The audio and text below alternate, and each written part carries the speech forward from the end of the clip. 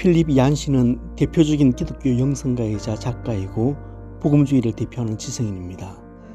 크리스찬니티 투데이라는 유명한 잡지에서 이 시대에 가장 영향력 있는 작가로 선정한 분이기도 합니다.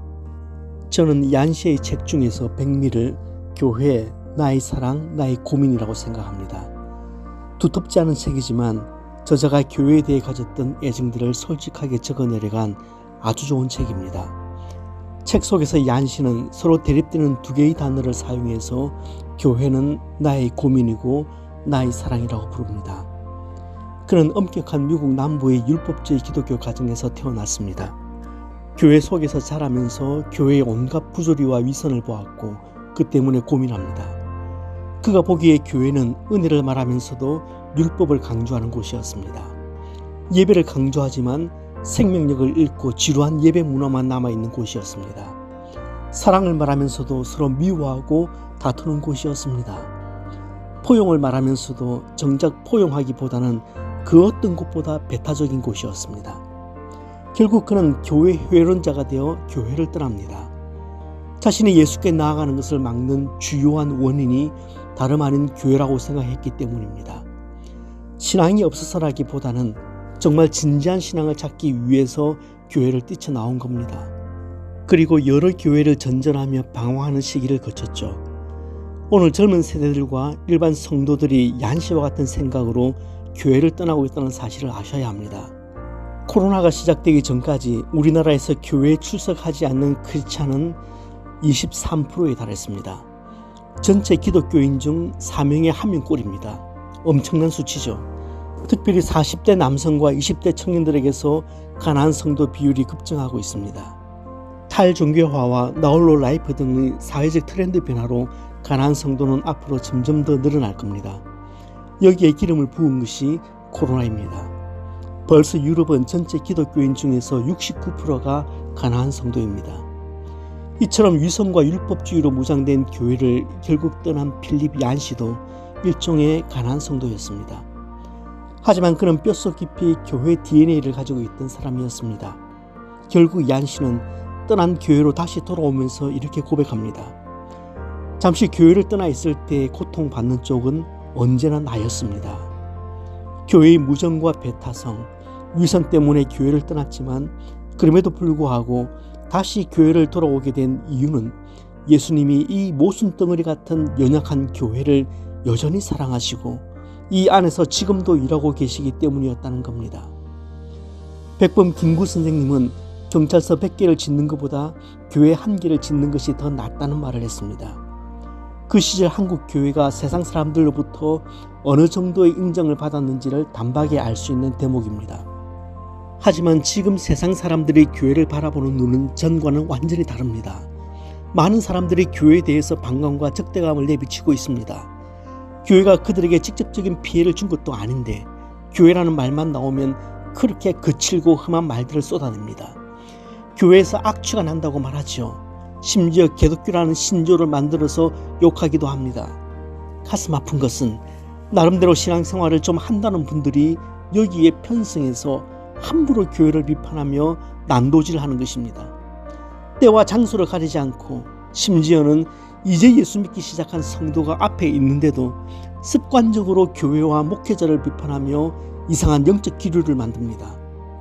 교회를 향한 애정을 가지고 말하는 것이 아니라 교회를 째려보면서 빈정거리는 투로 그런 말을 내뱉습니다. 주님의 교회가 이런 일종의 내부 총질을 당할 때는 마음이 더 쓰리고 아픕니다. 편향된 언론은 교회의 어두운 면만을 부각시켜 한국 교회 대부분을 이기적이고 부도덕하고 비윤리적인 집단으로 매도합니다. 그래서 교회를 공공의 적으로 몰아세우고 있지만 그러나 오늘도 교회됨을 놓지 않으려고 안간힘을 쓰는 발버둥을 치는 교회들이 훨씬 더 많다는 것을 볼 줄 알아야 합니다.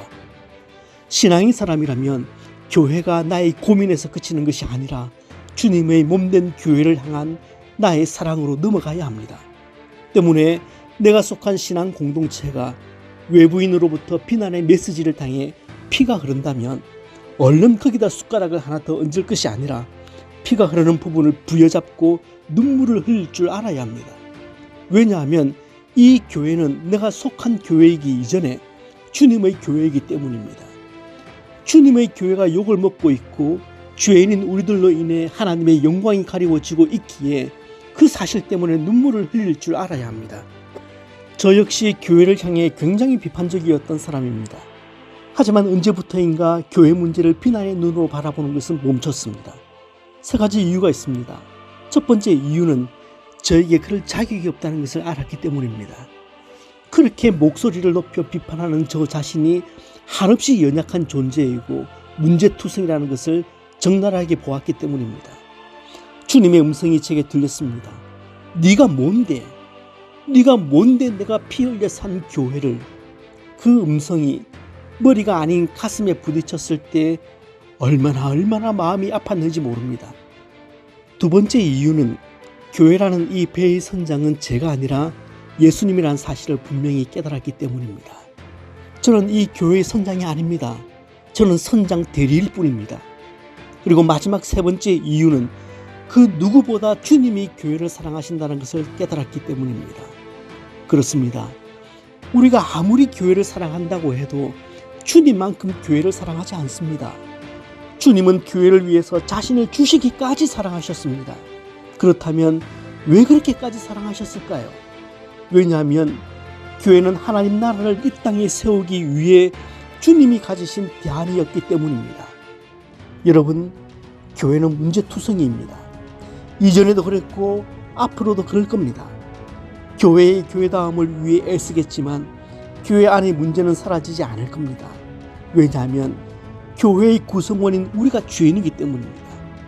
그렇지만 주님의 변함없는 관심과 애정은 여전히 교회에 머물러 있습니다. 그 누구보다 교회를 주님이 사랑하시기 때문입니다. 우리가 아무리 교회를 사랑한다고 해도 주님만큼은 아닙니다. 그래서 저는 이렇게 고백할 수 있을 것 같습니다.